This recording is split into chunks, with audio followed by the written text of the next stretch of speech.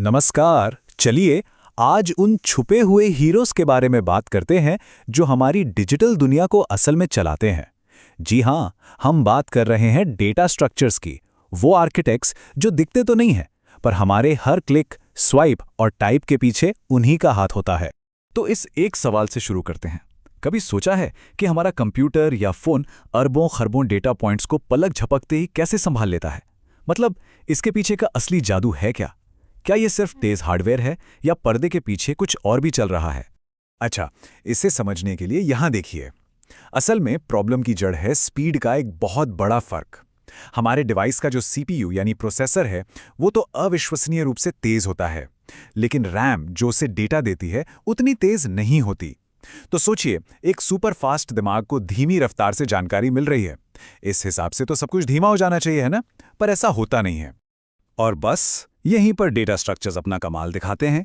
देखिए, बात सिर्फ तेज होने की नहीं है, बात है स्मार्ट होने की। डेटा स्ट्रक्चर एक तरह का ब्लूप्रिंट है जो डेटा को इस तरह से सजाता है कि हमारा सुपरफास्ट सीपीयू उसे तुरंत उठा सके। सीधे शब्दों में कहें तो डेटा स्ट्रक्चर्स हमारे कंप्यूटर को डेटा के साथ स्मार्ट तरीके से काम करना सिखाते हैं। तो चलिए अब थोड़ा और अंदर चलते हैं। डेटा को व्यवस्थित करने के मोटे तौर पर दो मेन परिवार हैं, लीनियर और नॉन लीनियर। कह सकते हैं कि ये डेटा को रखने की दो अलग अलग फिलॉसफी हैं। अब इन दोनों में फर्क क्या है? देखिए, लीनियर स्ट्रक्चर में डेटा एक के बाद एक सीधी लाइन या क्रम में रखा जाता है, बिल्कुल वैसे जैसे किसी लाइन में लोग खड़े हों। जबकि नॉन लीनियर में डेटा एक नेटवर्क या एक पेड़ की शाखाओं की तरह जुड़ा होता है, जिसमें एक हायरार्की मतलब एक ऊंच नीच का क्रम होता है। चलिए सबसे पहले लीनियर स्ट्रक्चर के एक बहुत ही जरूरी उदाहरण को देखते हैं, स्टैक। इसका मूल मंत्र बहुत सीधा है, जो सबसे आखिर में आएगा वो सबसे पहले जाएगा। यानी ये किसी भी क्रम को उलटने के लिए एकदम परफेक्ट है। इस सिद्धांत को लाइफो कहते हैं, मतलब लास्ट इन फर्स्ट आउट। सुनने में थोड़ा उल्टा लगता है ना, लेकिन जैसा कि हम आगे देखेंगे, ये अविश्वसनीय रूप से बहुत काम का है।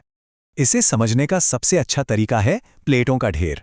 सोचिए, जब हम एक नई प्लेट रखते हैं तो उसे ढेर के सबसे ऊपर रखते हैं। इस काम को कहते हैं पुश। और जब कोई प्लेट उठाते हैं तो भी सबसे ऊपर वाली ही उठाते हैं। इस काम को कहते हैं पॉप। बस यही तो है स्टैक। और ये हमारी रोज की टेक्नोलॉजी में हर जगह है। जब हम किसी डॉक्यूमेंट में अंडू करते हैं तो हमारा सबसे आखिरी एक्शन ही तो पहले हटता है, क्योंकि वो एक स्टैक में स्टोर था। ब्राउज़र का बैक बटन भी ठीक ऐसे ही काम करता है। सबसे आखिर में खोला गया पेज पहले बंद होता है। ये सब स्टैक का ही कमाल है। अच्छा, अब लीनियर परिवार के दूसरे मेंबर से मिलते हैं। क्यों? इसका सिद्धांत स्टैक से एकदम उल्टा है। जो पहले आया वो पहले पाएगा। एकदम फेयर। यहां सब कुछ क्रम और बराबरी से होता है। इस सिद्धांत को कहते हैं फीफो, यानी फर्स्ट इन फर्स्ट आउट। सीधी सी बात है, जो आइटम लाइन में सबसे पहले लगा था उसी की बारी सबसे पहले आएगी। इसका सबसे बढ़िया उदाहरण है टिकट काउंटर की लाइन। जब कोई नया व्यक्ति आता है तो वो लाइन के आखिर में लगता है। इस एक्शन को कहते हैं एनक्यू। और जब टिकट मिलता है तो सबसे आगे वाले व्यक्ति को मिलता है और वो लाइन से निकल जाता है। इसे कहते हैं डीक्यू। और हाँ, ये भी हमारी डिजिटल जिंदगी का हिस्सा है। जब हम कई डॉक्यूमेंट प्रिंट करने का कमांड देते हैं तो वो एक क्यू में लग जाते हैं।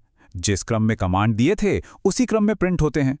कॉल सेंटर और मैसेजिंग ऐप्स भी इसी फाइफो सिद्धांत पर काम करते हैं, ताकि सब कुछ सही तरीके से और क्रम से हो। तो चलिए अब लीनियर दुनिया से निकलकर नॉन लीनियर दुनिया में कदम रखते हैं और बात करते हैं ट्री की। ये डेटा स्ट्रक्चर तब इस्तेमाल होता है जब डेटा के बीच में एक हायरार्किकल यानी कि पेरेंट चाइल्ड जैसा रिश्ता हो। एक ट्री में हर डेटा पॉइंट को नोड कहते हैं, और ये नोड्स ना पेरेंट चाइल्ड के रिश्ते में एक दूसरे से जुड़े होते हैं, बिल्कुल एक फैमिली ट्री की तरह। आइए इसकी बनावट को जरा समझते हैं। सबसे ऊपर का नोड रूट कहलाता है। हर नोड जो किसी दूसरे नोड से जुड़ा है वो उसका पेरेंट है, और नीचे वाला नोड चाइल्ड।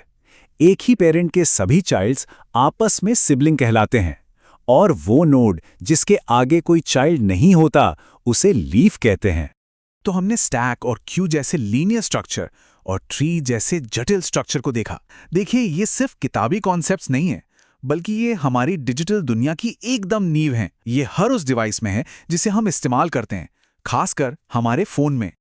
तो अगली बार जब फोन हाथ में हो तो सोचिएगा, जब ब्राउज़र में बैक दबाते हैं तो एक स्टैक का इस्तेमाल हो रहा है, जब एक व्हाट्सएप मैसेज भेजते हैं तो वो एक क्यू में जाता है, और जब फोटो गैलरी में फोल्डर्स बनाते हैं तो असल में एक ट्री बनाया जा रहा होता है।